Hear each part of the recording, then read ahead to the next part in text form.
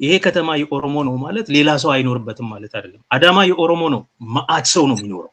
ሻሸመኔ የኦሮሞ ነው፣ ቁጥር ስፍር የለውም ሌላው ሰው የሚኖረው። በአጠቃላይ የኢትዮጵያ ከተሞች የደቡባዊ ኢትዮጵያ ከተሞች እውነት ለመናገር ሀገሩ ኢምፓየር መሆኑን የሚያረጋግጥ አንድ ነገር ነው።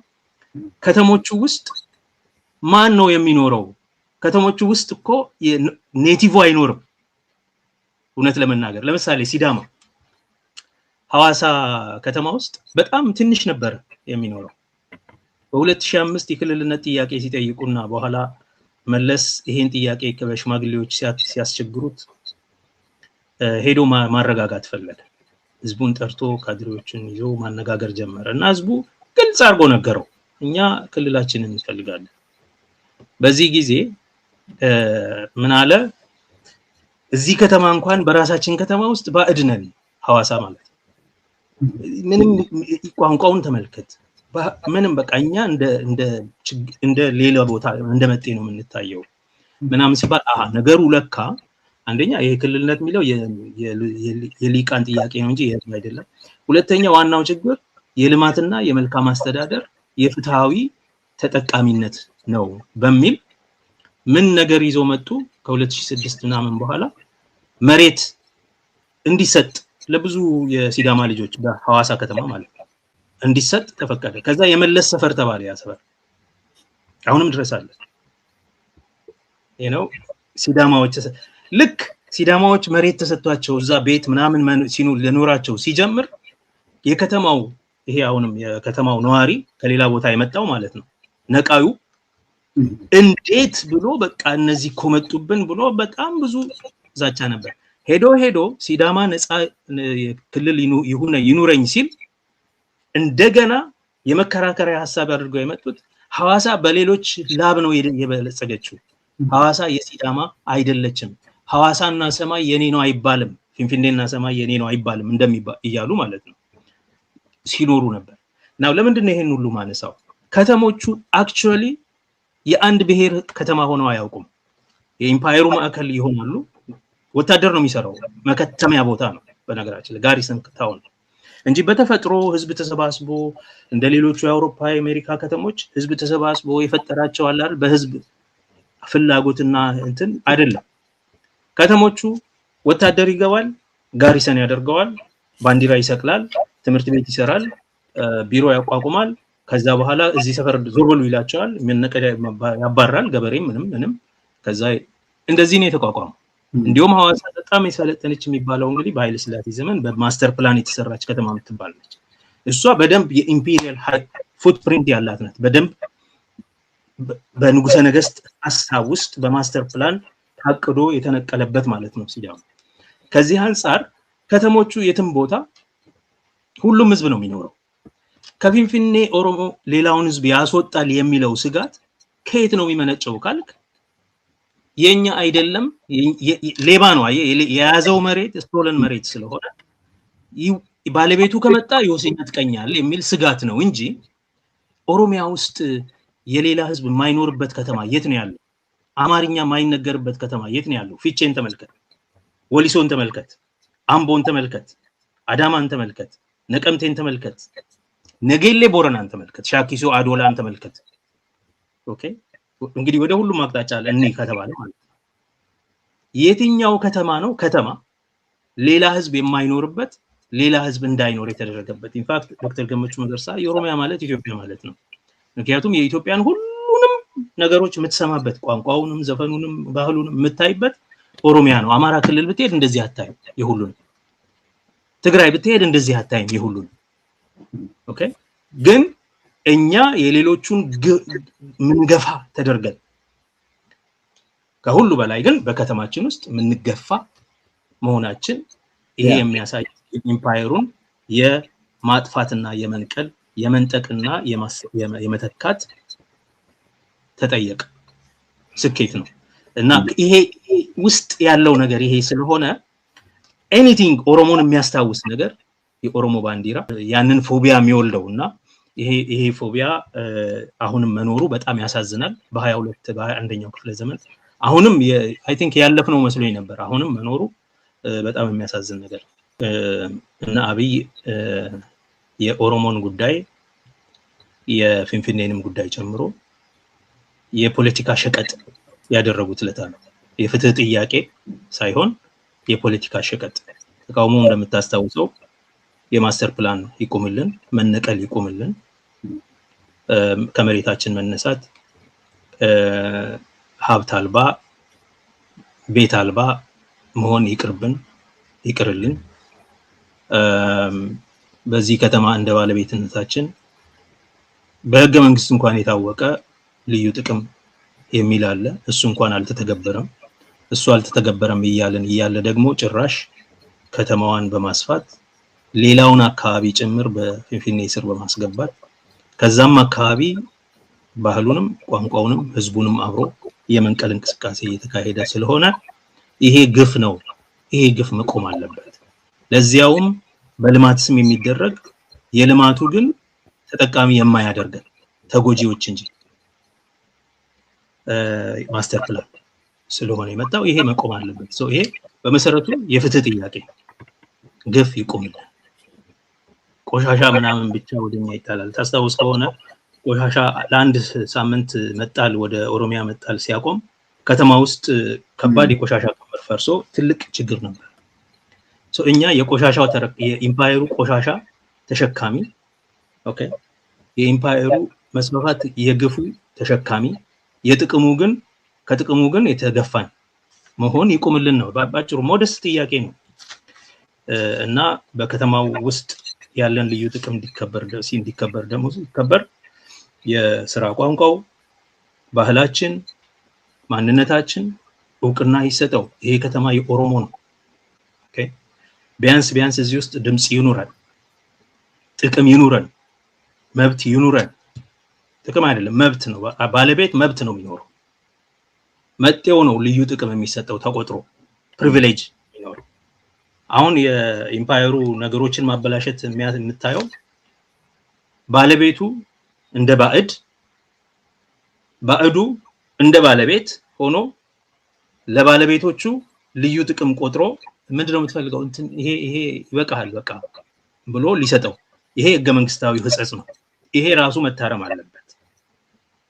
ኦኬ፣ በሚባልበት ሁኔታ ላይ አይ የለም እዚያ አካባቢ የኦሮሞ ነገር መሰማትም መታየትም የለበትም የሚሉ ወገኖች ብዙ ፕሮፓጋንዳ አድርገው እና አብይ ወደ ስልጣን ለመቀራመት ሲፈልጉ ይሄንን ጥያቄ ከፍትህ ጥያቄነት ወደ የፖለቲካ ሸቀጥነት አደረጉት። ስለዚህ ለስልጣናችን ሊገዳደሩን ይችላሉ ብለው ያሰቡትን ሰዎች ለማስደሰት ሲባል የቄሮ ኦሮሞ ጥያቄዎች በሙሉ ተቀብረው ምን ማለት ነው? ለቄሮ ሲናገሩ ይሄው ስልጣን ይዘናል፣ ጥያቄዎቻችሁን እንመልሳለን፣ ኦኬ፣ እና ተረጋግታችሁ መደማመጥ ቢኖር በዚህ አጋጣሚ የሚስተካከለው ነገር ይስተካከላል ካሉ በኋላ በአማርኛ ደግሞ ዘረኞች ናቸው እንደዚህ አይነት ነገር ሲያወሩ የነበረው ኢትዮጵያ አሁን ተመልሳ በሚል የኦሮሞ ጥያቄ ሙሉ በሙሉ ረቂቅ ሁሉ አዘጋጅተው ነበር እኮ ይሄ ለውጥ ቡድን የሚባል ረቂቅ የልዩ ጥቅም አዋጅ የሚያስከብር ብለው ያንን ረቂቅ ሁሉ ትተው ያ ጥያቄ የቄሮ ጥያቄ ሙሉ በሙሉ ተቀብሮ ቄሮ ተሰብሮ ተመቶ ግማሹ ወደ ስደት፣ ግማሹ ወደ እስርና እንግልት፣ ግማሹ ወደ ጦር ሜዳ በወራነ ብልስማ ኦሮሞ ውስጥ በመቀላቀል እንዲሄድ ሆነ። የት ጋር ነው ስህተቱ? የአብይ በተለይ የአብይ የኦሮሞን ህዝብ የፍትህ ጥያቄ ወደ ፖለቲካ ሸቀጥነት ቀይሮ እንደ ካርድ ሌሎቹን ለማስደሰት የሚጠቀምበት መሳሪያ መሆን።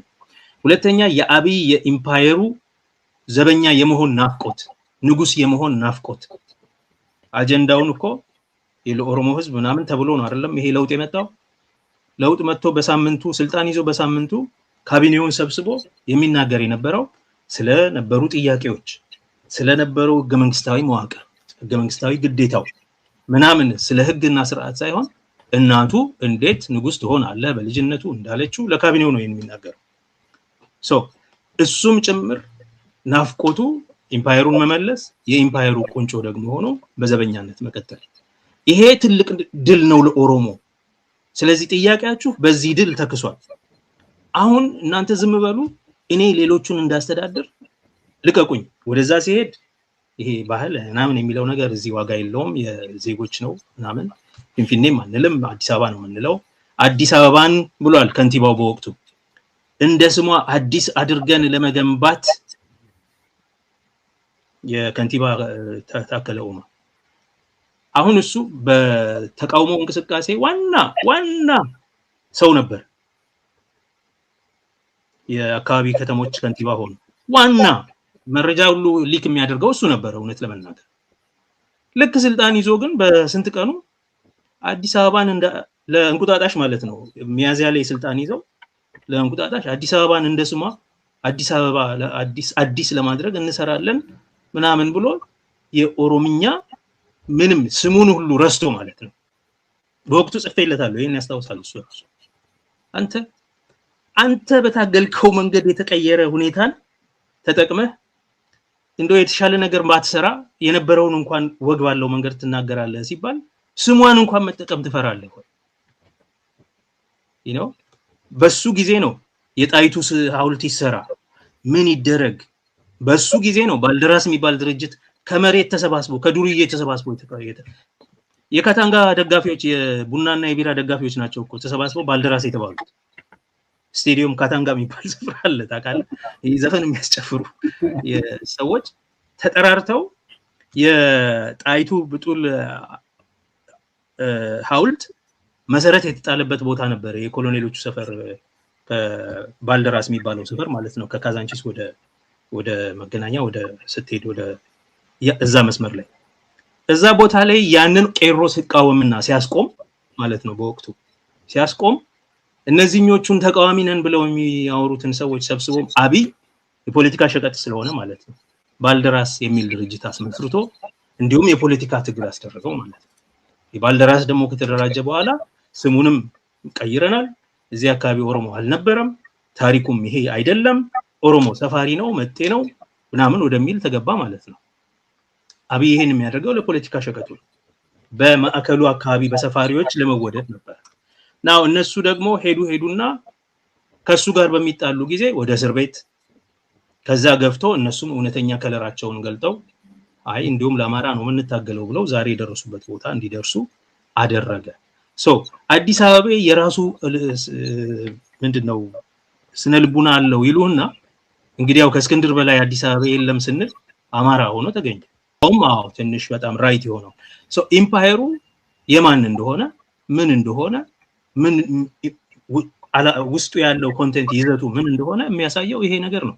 ይሄ ነው ችግርን ያመጣው። አጭሩ የእናንተን ጥያቄ ለመመለስ ስህተቱ ከፍትህ ጥያቄ ከእውነተኛ የሐቅ ጥያቄ በጣም ሲምፕል ጥያቄ እኮ ነው ኦሮሞ የሚጠይቀው በፊንፊኔ ላይ። አንደኛ የኦሮሞ መሆኗን እውቅና ስጡት።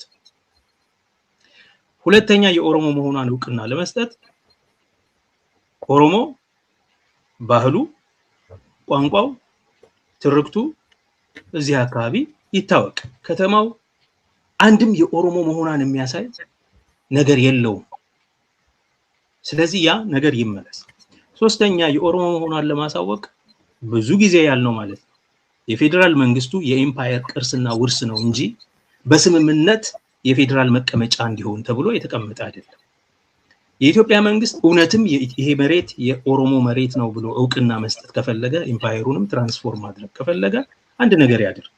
የኦሮሞ ስለሆነ ለኦሮሚያ መንግስት በአመት 1 ብር ኪራይ ቶከን ነው በአመት 1 ብር ኪራይ እየከፈለ ቁልፉም ደግሞ የከተማው የቅጥሩ ከንቲባው ጋር ብቻ ሳይሆን የኦሮሚያ ፕሬዚደንት ጋር ቢቀመጥ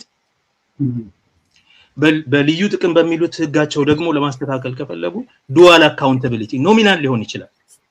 ተጠሪነቱ የከተማው መስተዳድር ለጠቅላይ ሚኒስትሩ ለፌደራል መንግስቱና ለኦሮሚያ ክልል ቢሆን ያም ደግሞ አይሆንም ካላችሁ ቢያንስ ኦሮሞ አስተዳደሩ የከተማው ነዋሪ በአብላጫ ያለው ዲሞክራሲያዊ ምርጫ የሚተዳደር በመሆኑ ማለት ነው።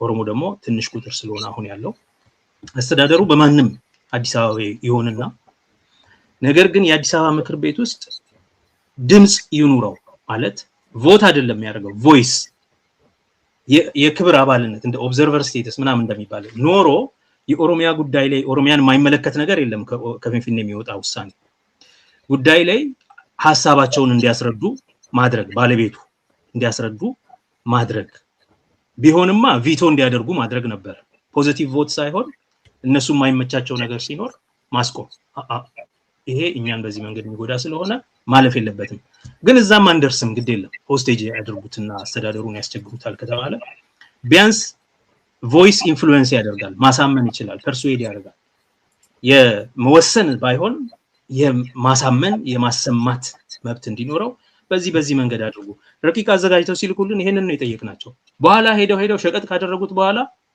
ልከው ነበር ነጃዋርም እኛ ሁላችን ተሰጥቶን ነበር የዛምስ የልዩ ከለውጡ በፊት ነው በኋላ ለውጡ መጥቶ አብይ አህመድ ስልጣን ከይሄ በዓለ ሲመቱ ከመፈጸሙ በፊት ግን ኦሬዲ ኃይለ ማርያም ስልጣን ለቆ ማለት ተገቅ ያለሆኝ ቀኑ ግን በሚያዚያ ይሆናል በሚጠበቅ ጊዜ ማለት በዛ ወቅት ብዙ ነገሮች ነበሩ የልዩ ረቂቅ ልዩ ጥቅም ረቂቅ እናወጣለን ልከውልን ነበር እና ይሄን ይውለት በጣም ሞደስት የሆነ የተጠነቀቀ ምክንያቱም በህዝብ ፈቃድ እንጂ ዝም ብለህ በግርግር በተፈጠረ ለውጥ ስር ነቀል የሆነ ነገር ማምጣት አትችልም ለዛ ነው በጥንቃቄ ይኬድ ሪፎርም ውስጥ ያሉ ሰዎችን ማየት ይሻላል የተባለው እኮ በእንደዚህ በግለትና በእልህና በአብዮት የመጣን ነገር ስር ነቀል ስርዓትን የሚቀይር ለውጥ ለማምጣት ድርጅት ያስፈልጋል ያኔ የነበረው የተቃውሞ እንቅስቃሴና አብዮቱ የተደራጀ አካሄድ አልነበረውም አንድም መንግስት የፖለቲካ ምህዳሩን ዘግቶ ስለነበረ በተለይ ኦሮሞ የተደራጀ አልነበረም ሁሉም አሸባሪ ሆኖ መሪዎች እስር ቤት ነበሩ ድርጅት ውጪ ነው ያለው ዳያስፖራ ነው አብዛኛውን አክቲቪዝሙን ኮኦርዲኔት የሚያደርገው አገር ውስጥ ብዙ እንቅስቃሴ የለም ሰልፍ ሲወጣ ሰው እንዳለ 10,000 40,000 እስር ቤት እየገባ ነው በየቀኑ የነበረው በዚህ ሁኔታ የተደራጀ ሁኔታ ከሌለ የኢምፓየሩን የተደራጀ እንትኑን ስርዓት አውታሩን ይሄ ኢንፍራስትራክቸሩን ለመንቀልና ለማስተካከል የተደራጀ አካሄድ ያስፈልጋል ብዙ ነገር ያለበት ሀገር ቋጠሮ ያለበት ስለሆነ ለሱ ደግሞ ቄሮ በወጉ አልተደራጀ ገብቷል ቄሮ ማለት ሁሉም ህዝብ ነው ኦሮሞ የሆነ የተለያየ ፖለቲካ ድርጅት ውስጥ ያለ ሊሆን ይችላል ኢንክሉዲንግ ኦፒዲዮ ውስጥ የነበር ወጣት ማለት ነው አይደለም ቄሮ ማለት ሁሉም ሰው ነው ይሄ የፍትህ ጥያቄ መሆኑን የምታየው ምንም የፖለቲካ ፓርቲ ልዩነት አልነበረው አመሰራረቱ ላይ ቄሮ ብሉስማ ኦሮሞ በኦሮሞ ነጻነት ሰራዊት ግንባር የተመሰረተ ነው የታወቀ ነው 2005 ነገር ግን በተቃውሞ እንቅስቃሴ ወቅት የኦሮሞ ነጻነት ግንባር ምን እንደሆነ የማያውቀው ኦሮሞ ምን እንደሆነም ከተፈጠረም የማያውቀው ኦሮሞ ጭምር ነበር በከተማችን ውስጥ ያሉ የአማርኛ ተናጋሪ ኦሮሞ ልጆች እና አብዲ ለሜሳ ከኛ ጋር ያንን ትግል ሲያጠናቅሩ በጣም በኋላ ሀሩም ሰፊንፊኔ ያገቡት ልጆች ኦሮምኛ የሚባል አንድ ቃል አያውቁ የኦሮሞ ልጆች ኦነግን ማለት ነው ኦሮምኛ የሚባል አንድ ቃል አያውቁ እና ይሄ ሁሉ ሰው ነው የተሳተፈበት ስለዚህ ይሄ ከአንድ ድርጅት የዘለለ ነገር ብሔራዊ ነገር ነው ለዛ ነው የደንቢ ዶሎ ከተማ ህፃን የጭናክሰን ወይም ደግሞ ዳሮ ምንድነው በተለያዩ የሐረር አካባቢ ያሉ ህፃናት የ7 የ10 ዓመት ህፃናት ፊንፊኔን ከኦሮሞቲ እያሉ ለግድያ ሲዳረጉ የነበሩ ይሄ ብሔራዊ የሆነ እንቅስቃሴ ነው ይሄ ብሔራዊ እንቅስቃሴ የተቀናጀ ድርጅታዊ መልክ ይዞ ነው ለውጥን ማካሄድ የሚቻለው በዛ ወቅት በመንግስትም ችግር በኦሮሞም ያደረጃጀት ችግር ምክንያት እንደዚህ የተደራጀ ሁለንተናዊ ድርጅት ያለው ለውጥ ለማምጣት የሚችል አልነበረም ስለዚህ እነዚህ የተደራጁ ሰዎች ከውስጥ ሲመጡ ለነሱ ትንሽ እድል መስጠት ጥሩ ነው እንደ ንግግራቸው እኔ አይጸጽተኝም ምክንያቱም በወቅቱም መሆን ያለበትን በጽሁፍም በምክርም በድምጽም በየቀኑ እናገር ነበር ወዴት እየሄደ እንደሆነም በየስቴፑ ማለት ነው እና ድርጅት ስላልነበረ እነዚህ ውስጥ የተደራጁ ሰዎች ሲመጡ እና በተለይ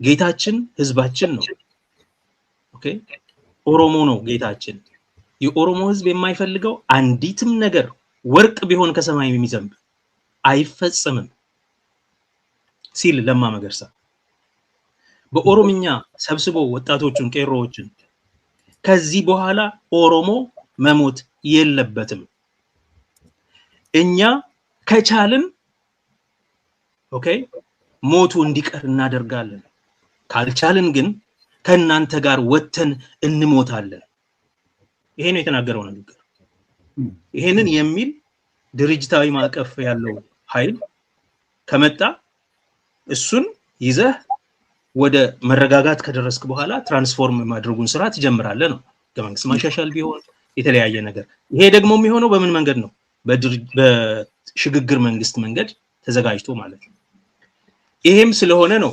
አነጋገራችንን መለስ እናድርግ ሌሎችንም እንይ ስጋት ያላቸው ብዙ ስላሉ እነዚህን ስጋቶች አድሬስ እናድርግ ምናምን ብለን እና በወቅቱ ረቂቅ ሲልኩልን ያለው እንደዚህ በጣም ሞደስት የሆነ ፕሮፖዛል አይቆጨኝም ለምን መሰል it was the right and the most responsible thing to do በወቅቱ ከፍትህ አንፃር ካየኸው ለፍትህ ከሆነ የምትፈልገው ለስልጣን ሳይሆን ማለት ነው የፖለቲካ የስልጣን ጥያቄና የፍትህ ጥያቄ የተለያየ ነው of course በስልጣን በኩል የፍትህ ጥያቄ ሊመለስ ይችላል ላይመለስም ይችላል አሁን እንደሆነው ማለት ኦኬ እና የፍትህ ጥያቄ ከሆነ ይሄንን መሰረት ባለው መንገድ ኃላፊነት በተሞላው መንገድ ማድረግ አለብን መንግስቱ ተቀብያለሁ ካለ then you have to give them a chance and indeed I think የተወሰነ ደረጃ እውነት ነበር ሀቅ ነበር ለማ መገርሳ በህይወት ያለ ሰው ነው ይሄን ሊመሰክር ይችላል በቄሮ እንቅስቃሴ ውስጥ ትልቅ ተሳትፎ የነበራቸው የኦፒዲዮ ወጣቶች